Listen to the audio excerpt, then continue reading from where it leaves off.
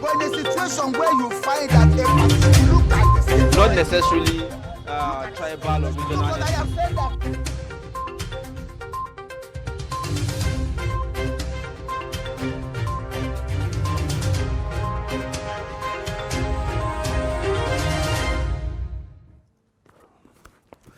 Welcome back. If you're just joining us, it's Daybreak on Trust Television. It's that segment where we serve you the issues that made it to the front pages of the newspaper this morning. And as usual, we would start with the Daily Trust. And the major headline in the Daily Trust today, it's very unusual, from very unusual quote as well. It's their season, but I'm not sure it's the type that anybody saw coming, especially at this critical time. Where we are neck deep into preparations for the 2023 elections. And the major story here reads, 4 months to election, plot to remove INEC chair, stop beavers, raises dust. And we have riders there, governors, lawmakers, orders fingered. Use of beavers irreversible, says INEC. CSO's fourth moves and lawsuits puts Yakubu Commission on the spot. You'll find the details of this story on page 4 of the Daily Trust newspaper. And we have very conspicuous there yesterday the swearing in of Justice Olukayode Ariwola as the Chief Justice of Nigeria at the State House in Abuja yesterday by President Muhammadu Buhari. And we have other dignitaries there in the council chamber, and you could readily see the Vice President, the Secretary to the Government of the Federation, the Chief of Staff, and the governors of Oyo and Ondo states. And right below that picture, we have a strip, a belt, with the story, 2023 budget, Senators fault rising recurrent expenditure.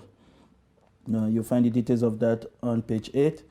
And right below the name marks, we have other stories. Reps seek return of Sokoto Caliphate literary works, artifacts seized by colonialists.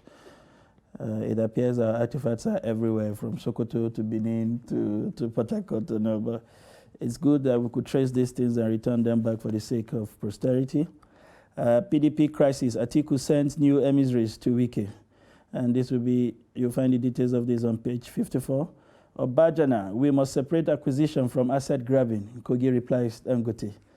It appears this story, this crisis, has some way to go. We understand that the federal government is meddling in. One would expect that while that effort is ongoing, the other parties would at least shield their sword.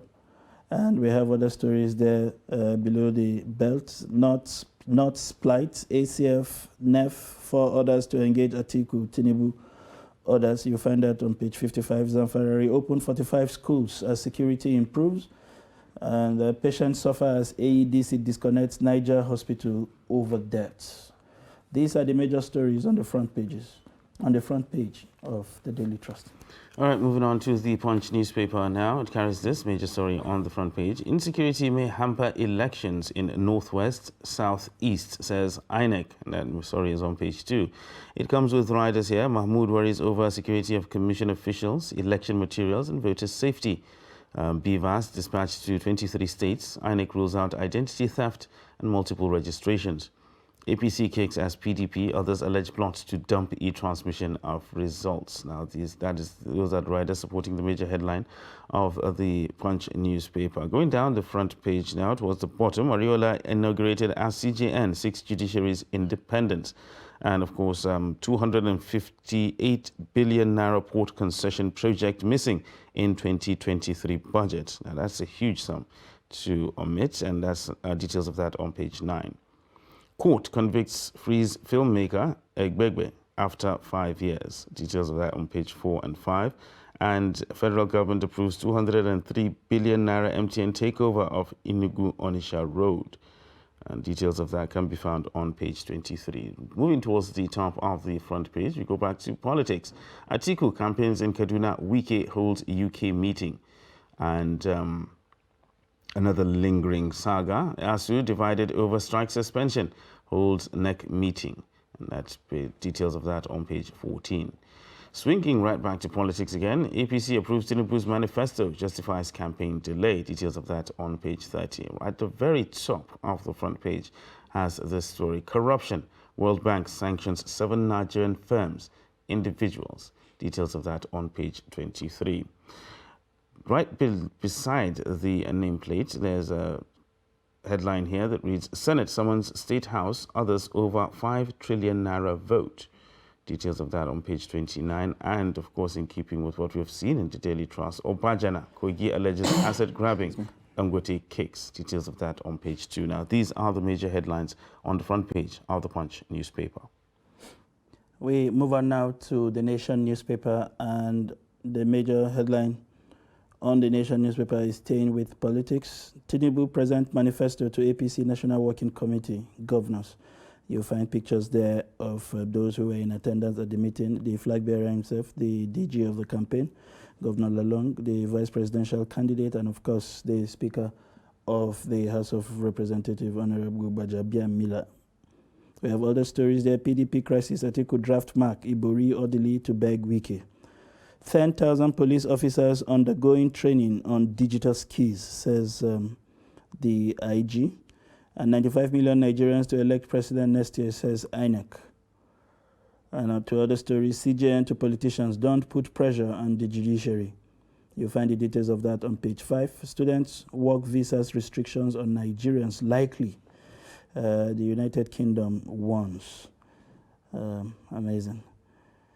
Obajana, Kogi challenges Dangote to prove ownership, and court dismisses 3 suits against Abiodun. These are the major headlines on the front page of the Nation newspaper. We take a look at This Nigeria newspaper next, and it carries this major story on the front page. Rise in oil theft, reps to probe security over burnt vessel. And here, writer here that says, query why evidence of prosecution of perpetrators was destroyed by operatives. And that's the major story on the front page of This Nigeria. And going down the front page there, IMF advises Nigeria to make clear policy decisions to control inflation. And Labour Party unveils 1,234 member campaign council. Details of that can be found on page 12. Flood disaster, Rivers approves 1 billion naira to support victims, and 9 drown as bridge collapse kills 7 in Anambra. Swinging right back to politics, CUPP alleges move to dump use of beavers in 2023 elections, and allegations senseless, says Oyalowo, APC PCC member. And towards the top of the front page there, below the name, beside the nameplate, 2023 budget, senators knock federal government over high recurrent expenditure. Now, these are the major headlines on the front page of This Nigerian newspaper this morning. We now move on to the Nigerian News Direct, and this slightly a shift away from politics. 2022 priority projects, FEC approves 16.3 billion for aviation and security procurement. As Council Mall Local Assembly, manufacturing on heavy-duty firefighters aviation trucks. OAU Teaching Hospital gets 592 million approval for procurement of MRI diagnostic machine. You'll find there on the cover the pictures from the national awards given to the Oni of Ife, as well as other pictures there of the governor of Ogun State, Dr. Abiodun, as well as others, at an event held there in Abuja with advertising guru Shobanjo. On the strip there, we have Lagos 2023. Sanwo-Olu kicks off campaign at Ehigbeti Summit, says some opponents are noise makers. Senate passes 66 billion in 2022 Police Trust Fund budget. Customs Strike Force intercepts 3,525 liters of PMS pump action rifle, another worth of 390 million. Court jails former banker in Port Harcourt. And still staying with the Obajana story, we must separate acquisitions from asset grabbing. Kogi replies, Dangote. These are the major stories on the front page of the Nigerian News Direct. All right, next we move to First News newspaper, and this carries this major headline on the front page. 2023, 95 million voters to elect Nigeria's next president, says INEC. And it comes with these riders, says they'll cast their votes in 176,846 polling units across the country. 18 political parties to sponsor 12,168 candidates in 1,491 constituencies. INEC boss expresses concern over insecurity in the northwest and the southeast. Going down towards the bottom of the front page there, alleged 77.9 billion naira fraud. Malemi approves Senator Odua's trial. And swinging right back to politics, Gubo Primary Court dismisses 3 cases against APC, Abiodun. Right at the bottom of the front page there, still staying with politics, large crowd as Kwankwaso opens NNPP campaign office in Lagos, causes gridlock on roads. And reps to CBN suspend sale of Polaris Bank. Buhari says Injustice Ariola as substantive CJN. Zamfara government reopens 45 schools as security improves. And another headline here that reads, 2 women killed as human sacrifice in India. Moving towards the top of the front page there, PDP suspends campaign over Atiku Wike rift, replies Tinubu's party of termites comment. Says, you are dazed by our successful campaign inauguration. Wike appoints another 28,000 political assistants. And right there at the top of the front page, Labour Party Peter Obi on collision course over campaign council as Okupe unveils 1,234 member council. Obi running mate absent from event. And 2023 appropriation bill of 20.5 trillion naira passes second reading in the National Assembly. Now, these are the major headlines on the front page of First News newspaper. We move on now to Leadership newspaper, and staying with political issues, the major headline here reads, at ICANN conference, presidential candidate fought open grazing and those state police. With the riders there, Obi says corruption easy to tame. Atiku insists on restructuring. Private sector driven economy. Showore declares 2023 budget illegal. Northern elders, others to engage Atiku, Tinubu, Obi, addresses Wike's grievances for peace to reign, Wike tells PDP. You find there also the pictures of the new CGN as sworn in by President Muhammadu Buhari at the council chambers yesterday. And on other stories, we have 146 petrol tankers arrive in Abuja as Lokoja flood recedes. This will be good news, I guess. Yes. I have good news. Whenever I look at the level of the petrol in my tank, I get a different kind of ache because I don't have the slightest patience to go and queue for 4 or 5 hours waiting. No, it's a bloody experience. 2023 PMB to decide APC's campaign kickoff date. Tinubu Governors National Working Committee review manifesto. Interesting. Obajana, we must separate acquisition from asset grabbing. That's according to Kogi State Government. Foreign local investors storm Gombe for first summit as Inua assures of safety. National Assembly passes 2023 appropriation bill for second reading. And you find here the pictures of the Senate President. And to other stories, AJF approved prosecution of ex-aviation minister Stella Odua as World Athlete of the Year award nomination excites Amuson. The lady seemed to be going places for herself and for country. Exactly. And we are all excited as countrymen. These are the major servants on the front page of Leadership newspaper this morning. All right, lastly, we take a look at Blueprints newspaper this morning, and it carries this major headline on the front page. 2023 PDP holds campaign for reconciliation. APC governors buy into Tinubu's manifesto, and it comes with riders that says Labour Party unveils 1,234 member Obideti campaign council. Kachuku urges public to ignore illegal ADC convention. APC denies plots to stall BVAS electronic transmission of results. Atiku campaign adjusted, not suspended, says spokesperson, and says reconciliation ongoing. Details of that can be found on page 6. Moving towards the bottom of the front page, 2023 World Economic Outlook bleak over Russia-Ukraine war, says the IMF. Details of that on page 23. And right at the bottom there is a belt that says Federal Executive Council approves 4.5 billion naira vehicles for police trust fund. And flood, another boat mishap kills 2 women, 4 children in Anambra. Banks sacked 1,949 staff in 2021, employed contract workers, says MBS. Security, 10,000 police officers undergo training on digital skills. And again, UBA awards loyalty to customers in big bumper draw. And towards the top of the front page there, circling back to politics, Yakubu at US. Nigeria's registered voters 22 million higher than the rest of West Africa. And he lists INEC's innovations and challenges. Nigeria to fast-track industrialization using gas. And that is a statement attributed to Silva.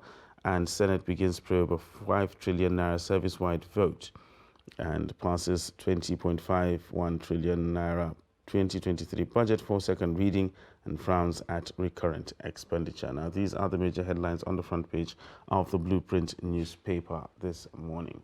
And of course, it brings to a halt the very cursory look at the headlines of the front pages this morning.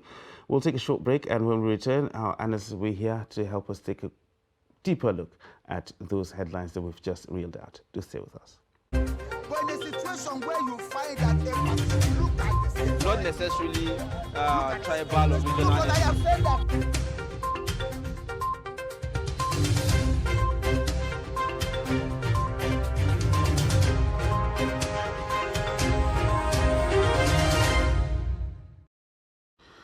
Welcome back, and thanks for staying with us right here on Daybreak on Trust TV.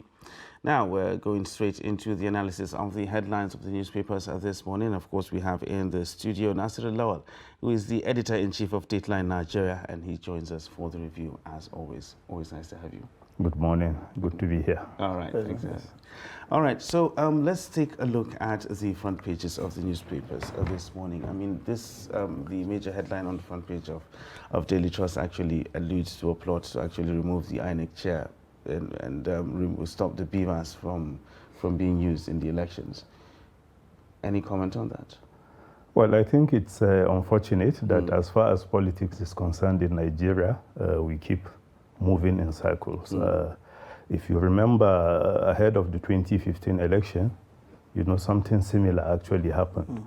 There were allegations that the then government was trying to remove the former INEC chairman, Professor Jega, and that they were also against the use of the card reader, but eventually the allegations became like all over the place, prompting the then president to even address it in an interview with, I think, Al Jazeera, to say that there was actually nothing like that.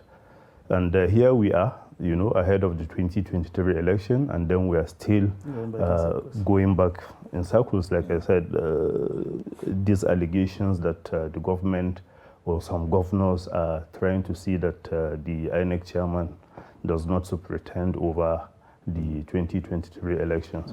So just like the then president did, I will expect President Buhari to also do the same, because this is the president that has been telling us about his plan to bequeath credible elections, to Nigerians. And this is the moment for him to come out to tell Nigerians, in black and white, that there is no plan to remove the INEC chairman, because if that happens, then it will only create lack of confidence, chaos ahead of the 2023 elections, which is not going to be a good thing for the country. Interesting. Still staying with development in the polity, yesterday we saw the swearing in of the CGN 3 months after his appointment, after the last CGN left on the grounds of how significant was it that this confirmation is happening at this time ahead of all the issues, in the politics as we approach the 2023 elections? Well, there are challenges, and this is the time for politicians to be coming up with all sorts of legal fireworks. And just like he said, the politicians should actually not put pressure on the judiciary. But that's for the politicians to do. I think the judiciary should also find a way of responding appropriately to all the pressure that is likely to come from the politicians. And we are still talking about a Supreme Court that is still, dealing with lack of enough members, justices on the Supreme Court. So I think he should work towards, making sure that all the vacancies that we have are actually filled. And the politicians also, should not keep dragging the country backwards. There are certain things that, ab initio, that even if you go to the court, you'll only be wasting your time and the time of the country. So why do you, go ahead with things that right from the beginning that you are not going to make any headway? So I think it's a very important development. That we have a substantive Chief Justice of the country, and then he is likely to be here for the next 2 or 3 years because I think he's still around 68 or so. And since justices retire at 70, so he has enough time to be able to push ahead with his reforms and all the things that he may want to come up with. Okay. All right, well, still circling back to politics, I know we've talked about this issue and a lot of people have been talking about it, the PDP issue, Atiku on one side, Wike on one side, this one saying that, and all mudslinging and everything. But we're still seeing developments in that particular sphere. We're getting reports now from different media outlets that Atiku has offered an olive branch, so to speak, to the Wike camp. Do you see that being of any significance, considering this particular crisis that has lingered and I think it's been allowed to fester for longer than it should? Well, I think for the PDP candidate to do this at this particular time, it means 2 things. One, he recognizes the fact that he cannot go ahead with the campaign without the support of all the stakeholders in the party. And then secondly, probably he doesn't want somebody from within, to be the one pulling him back in his quest to become the president. But, at a point, I actually thought he has made up his mind, to let the party handle the Wike issue while he continues with his campaign and all that. But here we are showing that clearly that is not the case. And Wike also, I think, should worry about his reputation. If it is clear to all Nigerians that you are proving difficult, for reasons that you have not come out to say openly, then it will affect him, because this is a politician that has, his future ahead of him. He's still young and he's likely to be around for some time. So if he fails to handle this properly, honestly, in the future, he may find it difficult to be able to convince with people, to be able to reach out to so many Nigerians. Still staying with Wike, in the last 2 days we saw him appointing avalanche of whether they call them advisors or whatever name, that is totaling over 25,000 of them. I think we have seen this in the polity before. Is it just an attempt to create stomach infrastructure? Is there anything there, what is there, to be excited about this kind of appointment, especially as we approach an election season? Well, it's like a way of saying these 25,000 people you see, are all working for me, and that's, if I happen to support you, you will also get the support of these individuals. So, like politicians, but many will want to ask, where will all the money will be coming from? But, like I said, it's also another way of showing maybe the PDP presidential candidate and other stakeholders that as far as Rivers politics is concerned, I'm the one in charge. So with things like this, you don't want to take me for granted. Interesting. Okay, well, lots of muscle flexing going on there. All right, so let's move slightly away from politics and deal with something that the 2023 budget, there was actually some presented by the president, and it's now before the National Assembly. And the Senate actually raised an issue about the ballooning costs of recurrent expenditure. I mean, like, they raised a serious issue concerning that. How big of a problem is that for Nigeria, that we actually have this amount of money being expended and on a recurrent basis? Well, you know, the biggest problem for me, the one that I can see actually, is the fact that not only the rising, you know, recurrent expenditure, the fact that the government may have to borrow to be able to do all this, you know, to be able to service public servants that have not been doing anything to justify their employment status, you know. If you go to, like, our refineries, for instance, are they working? No, they are not working. And then you have, like, so many workers who are collecting their salaries without any, you know, problem. And then here we are, even to be able to pay them. You know, we still have to look for ways around it to borrow money. I think the Senate is actually raising a very important issue, but raising it is one thing, and then following it through to make sure that the government does the right thing is another. Don't you think, still staying with this issue, do you not think that this government missed the opportunity to really cut down on the size of its bureaucracy? Because it was an issue before they came on board. We kept saying the government bureaucracy is too big, there are too many people doing the same thing, there are too many redundant people in the system. We needed to cut down or even merge agencies with overlapping responsibility. But I mean, we paid lip service. It's the 7th year. They are doing their final budget perhaps, and what we have seen over the period is even the attempt to create more rather than even cut down. Was it a missed opportunity for this government? Well, for me, I think the contradiction is even what we should be focusing on. The government is talking about, you know, now implementing the Oronsai report, which will lead to merging, you know, and scrapping of some government departments and agencies. And then we're still talking about, you know, a civil service that is very unwieldy, you know, there is so much redundancy in the system.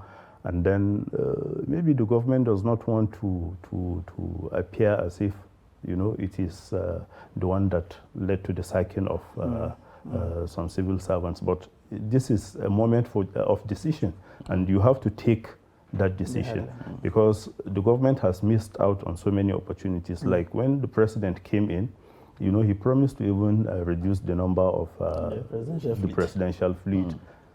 But we are even talking about the fact that now spending on those fleets, you know, is like skyrocketing. So honestly, the government should start thinking of, you know, the legacy that it wants to leave behind, because like Robert Greene will say in the 48 Laws of Power, reputation is actually very important. And if you allow yourself to go down in history as maybe a weak president or a president who couldn't take actions, you know, when the need arose and all that, then it's going to be very, very unfortunate. Isn't it a little bit too late in the day for that now? I mean, like, whatever legacy it's going to leave has already created that. No, actually, can it change anything? Honestly, it's not late, because, you know, for us Nigerians, you are as good as your last outing. Like in football, if, for instance, you are the player that, you know, happen to play a role in the country, maybe participating in the World Cup, and then somehow along the way you missed out on a penalty that will lead to us coming back. That's what we'll remember you for, not the fact that you helped us to go to the World Cup. So I think the end is, and it's very important. So I think it's not late for him to do the right thing. Moving away from that slightly, we saw that Zamfara is reopening 45 schools out of the 70-something that were shut down, and citing improved security as the basis for this. What do you feel about this development? Especially, it appears that we have been on the positive side of the fight against insurgency in the last couple of weeks. Well, I hope the government will be able to provide security, you know, because, you know, one thing, dealing with terrorists, anytime you come up with stories like this, they also want to do something to show you that we are still there. So the government should do the needful. It's good that they are opening the school. You know, students will now be able to go back to their classes, you know, and continue with their education. And then you will wonder, where have they been all this while, you know? Most of them will have been sitting at home, probably doing nothing. So right now, the government needs to make sure that all the lost grounds, you know, are covered. And then security is also provided so that we don't end up with another story of there was a conversation around the Safe School Initiative. I'm not sure whether that is supposed to be a federal government's responsibility alone, or the state is supposed to design mechanisms where there are actual troop deployments around these schools for the period when students are supposed to be in classes, and ensure that they all live back home. Maybe abridge the teaching period to something very short where they can guarantee maximum security. And I mean, should we not be exploring this kind of as a stopgap? Because like you rightly mentioned, the moment these bad guys see this kind of positive news, they want to further dampen morale by doing something to just to cause more disaffection. Shouldn't we be tinkering with that Safe School Initiative, especially for Zamfara and other contingent states? Well, even our security agents, if you look at it, they are not like deployed, you know, to the right places. You still find politicians going about with a retinue of police and other security agents, when in reality, these are where, you know, we should be deploying them to. So honestly, the Safe School Initiative, even though it has been more of rhetorics than you know, action, this is the moment for them to actually do what is right. All right, so finally, before we go, I think we'll be remiss if we don't touch on this, the current flood disaster being experienced in almost every part of the country this year. We have active cases right now, and they seem to be growing by the day. We were talking before the start of the show with Sunday how we just keep on seeing, we're just seeing the scale of the disaster now. We're not seeing much responses on the part of maybe government or any other agency to try and alleviate the sufferings of the people and all that. We're just seeing the scale of this disaster. Is it pointing out to something wrong with our disaster management? Certainly, our disaster management, you know, is not what you will expect it to be. Right now, it's like the government has resigned to fate, you know, waiting for the flood to recede, and then life goes on. But for the people that have been affected, some of them, I don't think they will even be able to recover. So many people have lost their livelihoods, you know, their farmlands, their houses, and so many things. And then how do you even get them back on their feet? But here we have the government paying little or no attention, because what are they actually doing? Like there was a time they suggested that Nigeria should find a way of building some dams, you know, along our water channel, so that anytime the Cameroonian authorities release water from their Lagdo Dam, you know, will find some use for that water instead of allowing it to just come and be wrecking. But a statement attributed to NIMET within the week actually said that it wasn't like the water released from the dams that caused all the flood, it was from the rainfall. That was the main reason why there was the heavy amount of rainfall that we actually experienced. That is why the floods actually happened, not the dam itself. So that's another problem. If we even know, you know, the causes of all the things, but then we are not like trying to find solutions to them, honestly, it doesn't speak well. Because there was a warning before the season started. There was a warning. Where do you expect people to relocate to? Because you allowed these people to practically build their houses, you know, on the floodplains. And then here you are telling them to go. Where do you expect them to go to? Because this is all they have. They have nowhere to go. They have nowhere to go to. So, and believe me, if they see clearly that they are actually living in danger, people want to relocate because we all want to be alive. Because it's only when you are alive that all other things will matter. Absolutely. It's unfortunate. Even the government agency are saying they don't have helicopters to hit the interiors and provide the kind of support. It's amazing. With the kind of money we spend, that we are not prepared enough for a disaster of this scale. If we are met with the hurricanes, Ian of this world, then we probably will just give up those areas as part of our landscape. That's the much we are able to interrogate this morning as far as the issues that made the front pages of the newspapers are concerned. We have been talking and getting perspective from a regular in-house analyst, a friend of the house, Nasrul Lawal, the editor-in-chief of Dateline newspaper. It's a pleasure to have you join us this morning. Thank you for having me. And to get your very insightful and educative views on these issues. This is where we draw the curtain on the newspaper we review. We will see you at the top of the hour where the show continues. Please stay with us. But in a situation where you find that a look at the Not necessarily tribal or regional. but I have said that